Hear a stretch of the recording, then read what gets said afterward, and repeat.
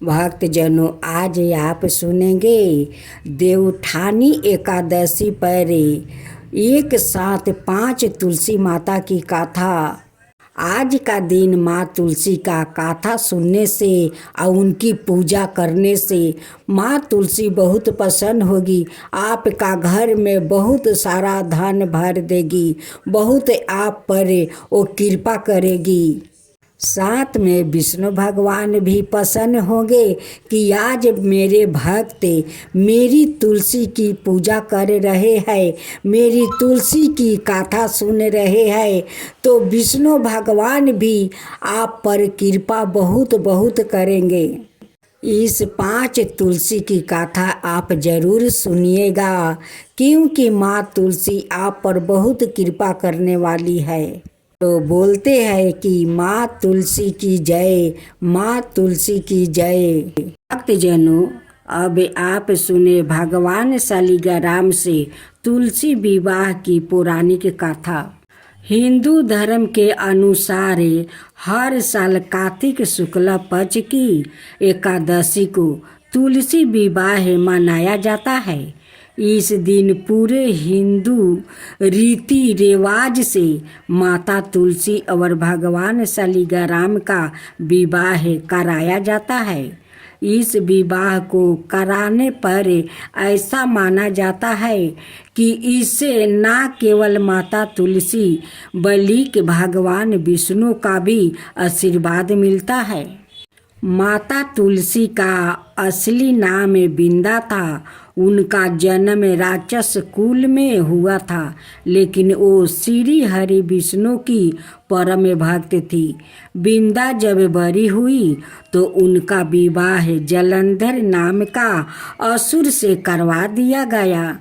बिंदा भगवान विष्णु की परम भक्त तो थी ही, साथ ही वो पतिव्रता स्त्री भी थी।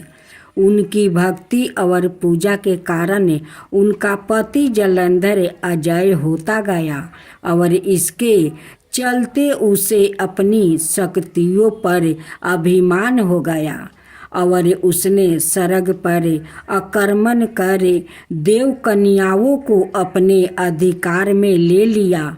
इससे क्रोधित होकर सभी देव भगवान श्री विष्णु की शरण में गया और जलंधर के आतंक का अंत करने की प्रार्थना की।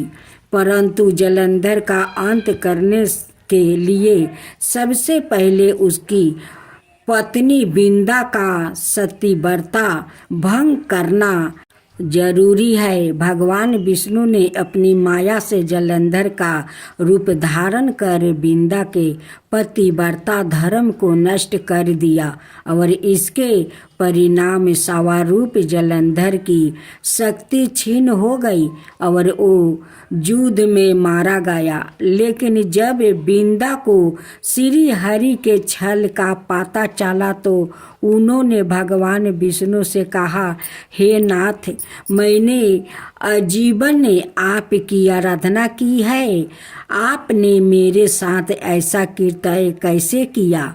इस प्रश्न का कोई उत्तर श्री हरि नहीं दे पाए और तब बिंदा ने भगवान विष्णु से कहा कि आपने मेरे साथ एक पाषाण की तरह व्यवहार किया है।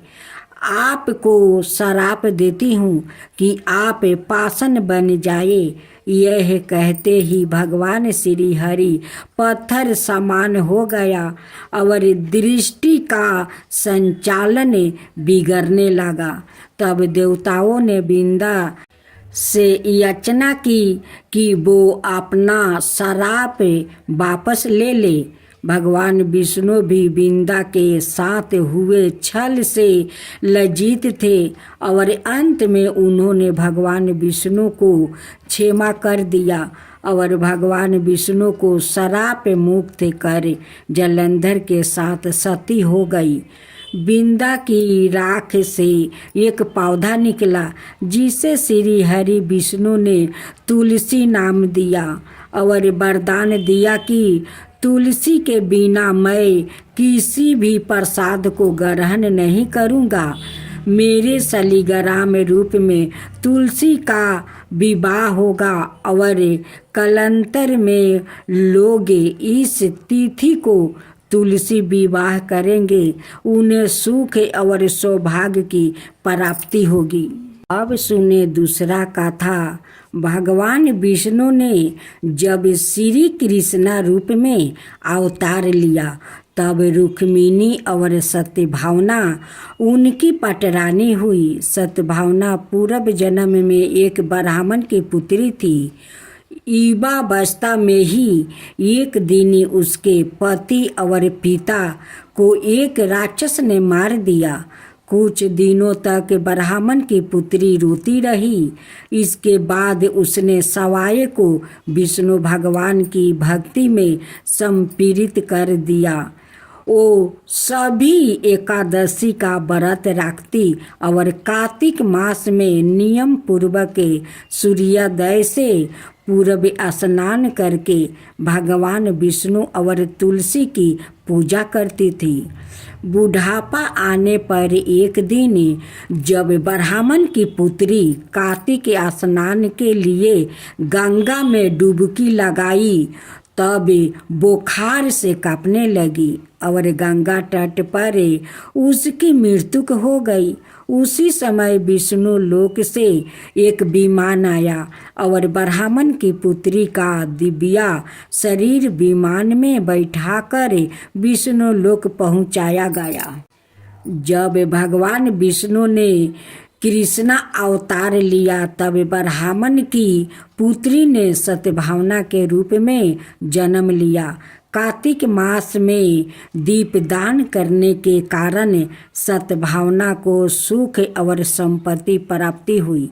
नियमित तुलसी में जल अर्पित करने के कारण सुंदर वाटिका का सुख मिला।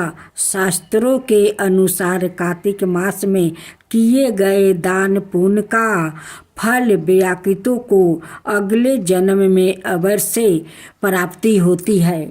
एक अनाए प्रसंग के अनुसार गुणवती नाम की स्त्री ने कार्तिक मास में मंदिर के द्वार पर तुलसी की एक सुंदर सी वाटिका लगाई। उस पुण्य के कारण वो अगले जन्म में सत्यभावना बनी और सदाए कार्तिक मास का व्रत करने के कारण वो भगवान श्री कृष्णा की पत्नी बनी। यह है कार्तिक मास में तुलसी आराधना का फल। इस मास में तुलसी विवाह की भी परंपरा है जो कार्तिक मास की पूर्णिमा तिथि को किया जाता है। इसमें तुलसी के पौधे को सजाया संवारा जाता है और भगवान शालिग्राम का पूजन किया जाता है। तुलसी का विधिवत विवाह किया जाता है।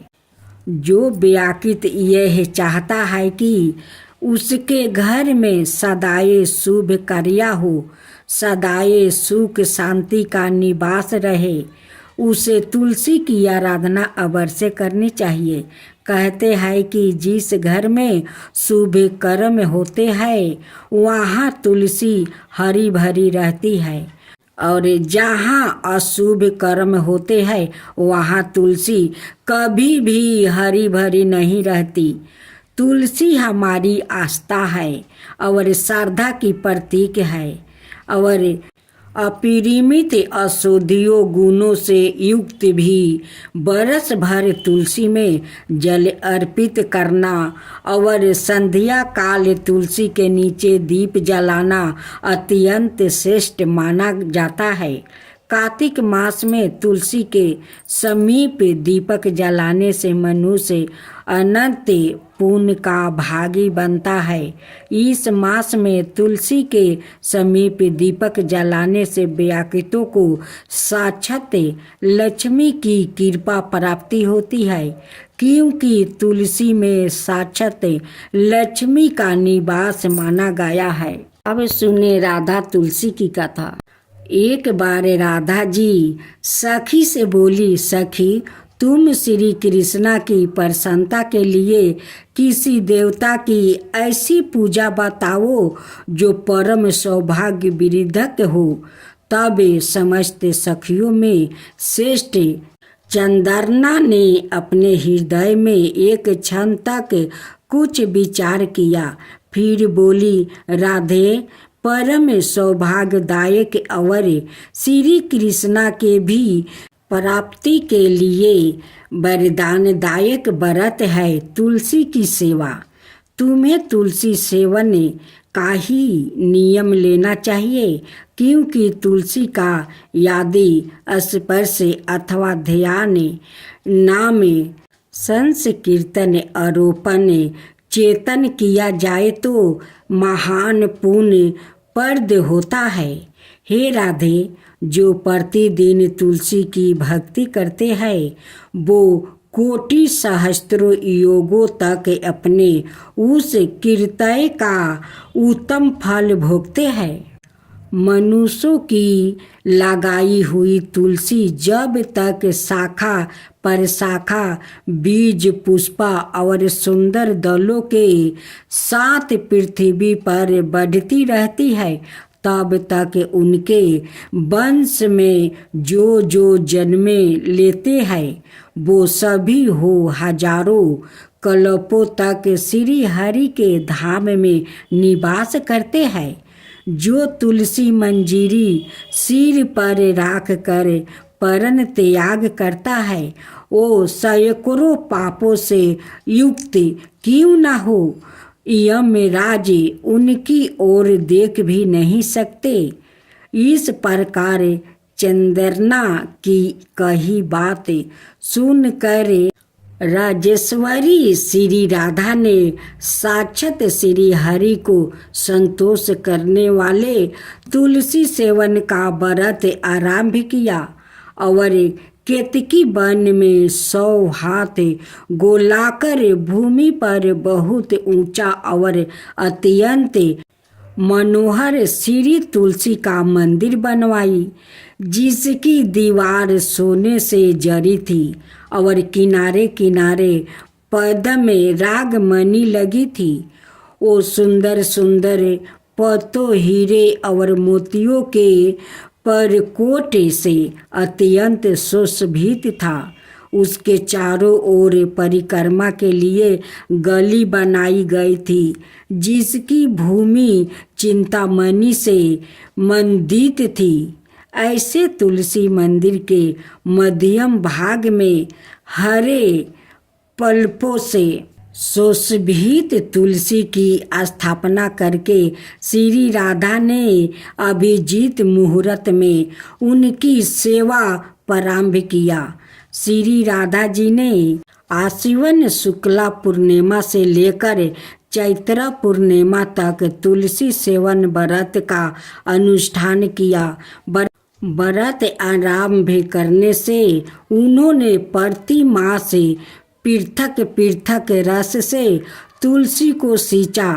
कार्तिक में दूध से, मार्गशीर्ष में ईख के रस से, पूष में दर्छा रस से, माघ में 12 मासी आम के रस से, फागुन मास में अनेक वस्तुओं से मिश्रित मिश्री के रस से और चैत्रा मास में पंचमृत से उनका सेचन किया और वैशाख कृष्णा प्रतिपदा के दिन उद्यापन का उत्साह किया। उन्होंने 2 लाख ब्राह्मणों को 56 भोग से दीर्पित करके वस्तुओं और आभूषणों के साथ दक्षिणा दी। मोटे मोटे दिव्या मोतियों का 1 लाख भारा और स्वर्ण का 1 कोटि भारा श्री गंगाचर्या को दिया। उस समय आकाश से देवता तुलसी मंदिर पर फूलों की वर्षा करने लगे। उसी समय स्वर्ण सिंहासन पर विराजमान हरि प्रिया तुलसी देवी प्रकट हुई। उनके चारों भुजाएं थी। कमल दल के समान विशाल नेत्रा था। 16 बरस की सी अवस्था और साया में शांति थी। मस्तक पर हेमाम किरीट प्रकाशित था और कानों में कंचन मय कुंडल झलमला रहे थे। गरुड़ से उतर कर तुलसी देवी ने रंग वाली जैसी श्री राधा जी को अपनी भुजाओं से अंक में भर लिया और उनके मुख चंदर का चुंबन किया। तुलसी बोली, कलावती राधे, मैं तुम्हारी भक्ति से प्रसन्न हूँ। यहाँ इंद्रिया मन वृद्धि और चिंता द्वार जो जो मनोरथ तुमने किया है वो सब तुम्हारे सम्मुख सफल हो गया है। इस प्रकार पृथ्वी पर जो मनुष्य श्री राधिका के इस विचित्र उपखान को सुनता है वो भगवान को पाकर कृतज्ञ हो जाता है। अब चौथा तुलसी कथा सुने। कार्तिक महीने में एक बुढ़िया माई तुलसी जी को सिंचती और कहती कि हे तुलसी माता, सत की दाता, मैं बिलरा सिंचू तेरा, तू कर निस्तार मेरा।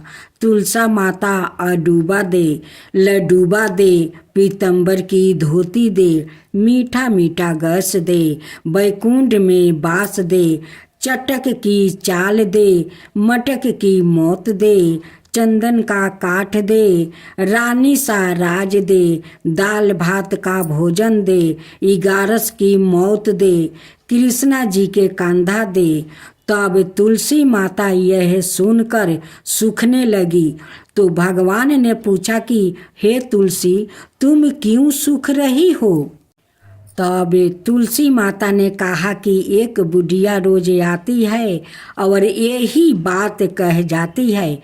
मैं सब बात तो पूरा कर दूंगी, लेकिन आपका कंधा कहाँ से मैं दूंगी? तो भगवान बोले, जब वो मरेगी तो मैं अपने आप कंधा दे दूंगा। जब बुढ़िया मर गई सब लोग आ गए। जब माई के ले जाने लगे तो वो किसी से ना उठी। तब भगवान एक 12 बरस के बालक का रूप धारण करके आए। बालक ने कहा, मैं बुढ़िया के कान में एक बात कहूँगा। सबने कहा, तू भी अपना मन की कर ले बेटा। बालक बुढ़िया के पास गया और कान में कहा, बुढ़िया माई, मन की निकाल ले, तू बिलरा सींच मेरा, मैं करूं निस्तार तेरा। बुढ़िया माई अडूबा ले, लडूबा ले, पीतंबर की धोती ले, मीठा मीठा गस ले, बैकुंठ का बास ले, चटक की चाल ले, मटक की मौत ले, कृष्णा जी के कंधा ले। यह सुनकर बुढ़िया माई हल्की हो गई। भगवान ने कंधा दिया और बुढ़िया माई को मुक्ति मिल गई। हे तुलसी माता, जैसे बुढ़िया माई को मुक्ति दी वैसे ही सबको देना। अब लक्ष्मी जी की कथा सुने। एक ब्राह्मण था, वो रोज पीपल को जल से सींचता था। पीपल से रोज एक लड़की निकलती है और कहती है, पिताजी मैं आपके साथ जाऊंगी। यह सुनते सुनते ब्राह्मण दिन पर दिन कमजोर होने लगा। तो ब्राह्मणी ने पूछा कि क्या बात है, आप दुबला क्यों होते जा रहे हैं? तब ब्राह्मण बोला कि पीपल से एक लड़की निकलती है और कहती है कि वो भी मेरे साथ चलेगी। ब्राह्मणी बोली कि कल ले आना। उस लड़की को जहाँ 6 लड़कियाँ पहले से ही हमारे घर में है, वहाँ 7वीं लड़कियाँ और सही। अगले दिन ब्राह्मण उस लड़की को घर ले आया। घर लाने के बाद ब्राह्मण आटा मांगने गया तो उसने पहले दिनों की अपेक्षा आज ज़्यादा आटा मिला। जब ब्राह्मणी वहाँ आटा सानने लगी तो लड़की ने कहा कि लाओ माँ, मैं सान देती हूँ। जब वो आटा सानने बैठी तो परात भर गई। उसके बाद माँ खाना बनाने जाने लगी तो लड़की फिर बोली कि आज रसोई में मैं जाऊंगी। तो ब्राह्मणी बोली कि ना, तेरे हाथ जल जाएगी। लेकिन लड़की नहीं मानी और वो रसोई में खाना बनाने गई तो उसने तरह तरह के पकवान बना डाली और आज सभी ने भर पेट खाना खाए। इससे पहले वो आधा पेट खाकर भूखे सो रहे थे। रात हुई तो ब्राह्मणी का भाई आया और कहने लगा कि दीदी, मैं तो खाना खाऊंगा। ब्राह्मणी परेशान हो गई कि अब खाना कहाँ से लाऊंगी। लड़की ने पूछा कि माँ, क्या बात है कि तुम इतना परेशान हो।